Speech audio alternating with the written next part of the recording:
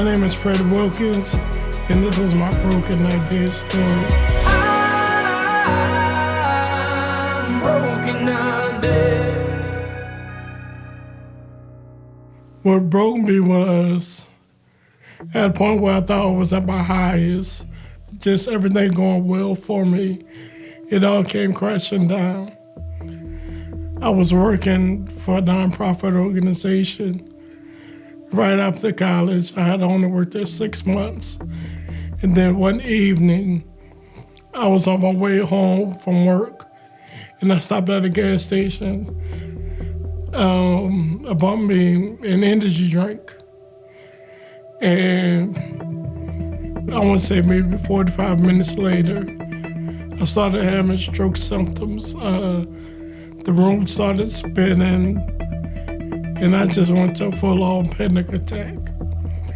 My first thought, I ended up looking at the phone book, and the first number on the phone book, honestly, was poison control. So I called poison control, like, hey, like my head's spinning, I just jumped in the drink. And in the middle of my conversation, it's like my tongue swelled up. So I started speaking, and it was slurred. And the guy from poison control cut me off. He's like, you know what, you need to hang up and call 911 right now. And when the way he said it, just like scared me. So that's just what I did. I hung up the phone, called 911. And by that time, I was just barely trying to say anything. I was trying to make sure the 911 operator understood what I was saying. So I was trying my hardest to speak clear because it was so slurred. So once I was able to give her my address, and I was just thinking, if somebody was to come in here while my dog's here, he's not gonna let anyone touch me. So I go to put my dog in his cage, and as I'm leaning over, I just collapse and fall on top of the cage. And I'm fighting to get myself back up onto my feet.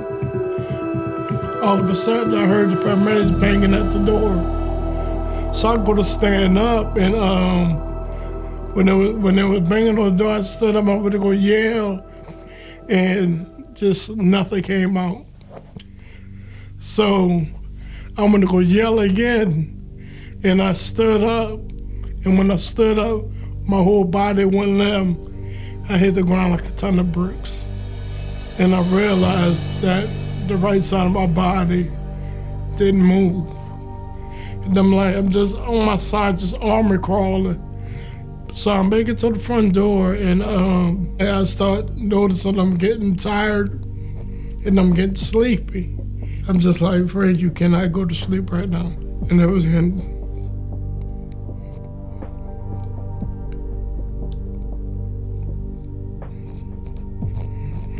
I was just like, I'm just praying. I'm like, Lord, I'm doomed.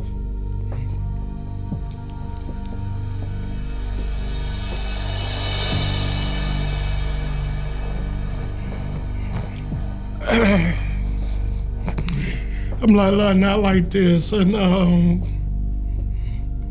my eyes got tighter and tighter. And then the last time I closed them, I just saw the back door pop open. And I'm like, it's a relief feeling. So the paramedics come in, they get me in the emergency room. Then all of a sudden, something happened. And all at once, just everybody just rushed the table. And I had people, hooking me up to different IVs. And what happened was I ended up bursting blood vessels in my brainstem, and it flooded the left side of my brain. And the left side controls your right side, and the right side controls your left side. So that's why I was unable to move the right side of my body. And I ended up getting in a coma. And when my mom and everybody got to the hospital, the doctors had their consultation with her, and they was like, well, he's non-responsive and he's suffered a stroke, and if he doesn't respond in 48 hours,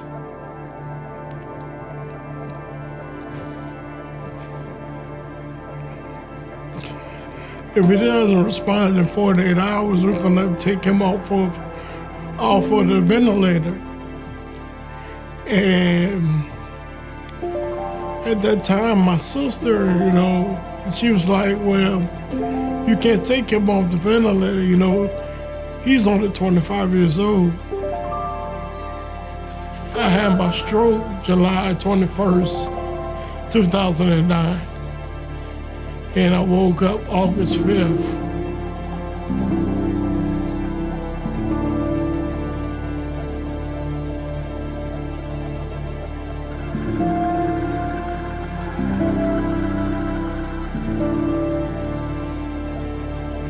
I woke up August 5th, 2009. I had been in coma for over 2 weeks. If I didn't have anyone to advocate for me at that moment, 48 hours when I went by and they would take me off the ventilator. So after that, I wake up and again, of course, I still cannot talk. I'm my mouth and words, trying to get people to understand what I'm saying. And finally, the doctors told me I had a stroke. My next question was, what do I do now? And the doctor was like, well, you have to do a lot of physical therapy. Okay, game on. I was transferred to another intensive rehabilitation hospital in New Orleans. So I get there, and that's just what it was too. It was intensive. 6 o'clock, morning sessions. Then it was occupational therapy right after, and then speech therapy. But at the time, I still wasn't speaking, so speech therapy was just a lot of breathing exercises and stuff like that. Again, it was hard because I still had that question in my head, why me? I did everything I was supposed to do. I've never caused too much trouble, stayed out of trouble with the law. Went to school like I was supposed to, graduated. I played sports, excelled at what I did. And it's just one of those things where, why me?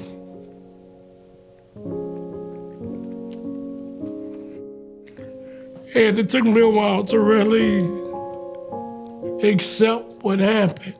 My relationship with God kind of fell apart because like I said, I just didn't understand why. And I was also, not only was I dealing with the physical, I still had the speech, so I didn't have air coming up as a result from my stroke. So they gave me a tracheostomy, and once they were taking me off the ventilator, something happened where it scratched my trachea. So they had to put a tube in down there through my neck, and that's what I used to breathe through. I ended up having the trach for over 3 years. They were preparing me for the surgery where they put in the oxygen tube, and then they went to go put the laser in down the tube. Well, the laser touched the oxygen, and it caused a big flame to burst through my neck. The doctors immediately gouged it out, and I was put on a ventilator again. And when that happened, I was just like, man, I can't get a win. It's like every time I take one step forward, I take 10 steps back. And I remember laying in the ICU bed, and I was like, you know what, God, I give up. I'm trying to do it on my own, and I can't. So every time I try to do something, it get knocked right back down. So you do it. And at that point, I just gave it to God. I stopped worrying about it. I said, whatever happens is what you want to happen. When I think about my stroke, the time stroke I had, it has a mortality rate of 80%.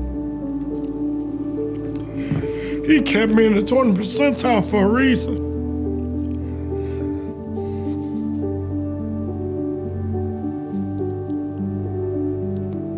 That really changed my outlook on a lot of things. I mean, my fiance,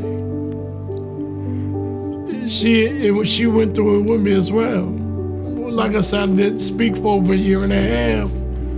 Well, I still was in communication with her, and we would just text on the phone. So, and T-Mobile called my sister, whose account I was under, and they was like, well, man, we have this account. They have 0 minutes used, but have over 5,000 text messages. And my sister was like, that's my brother, he can't talk, all he does is text. So, I mean, that's how we actually maintain the relationship. I always knew that I was gonna marry her. And so November 2012, I got my trach removed. And I planned a trip for New Year's back to Alabama, where she was. Then I proposed to her on New Year's Eve, 2012, and we married August 17, 2013. I've said this when people thought it was over, you know. I had a stroke 13 years ago.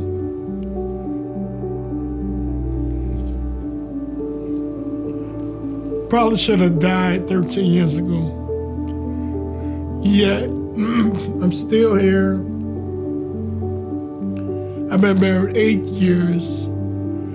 I have a son that's 4 years old.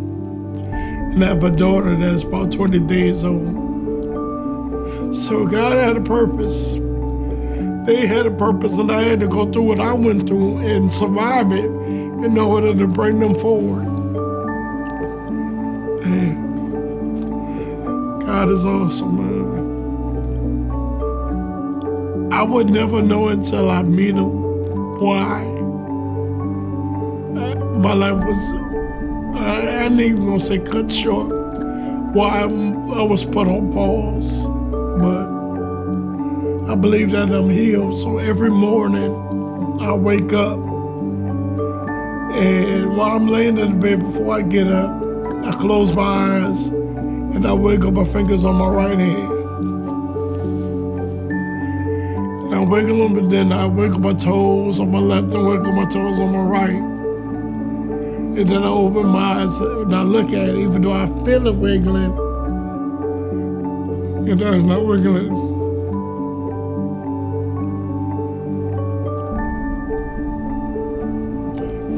And then in that moment,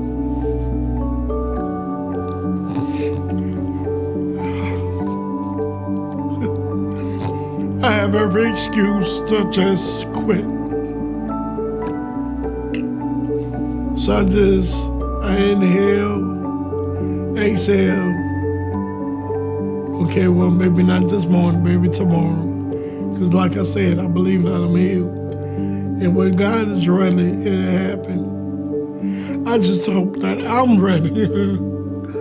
But it's gonna happen. I can't wait.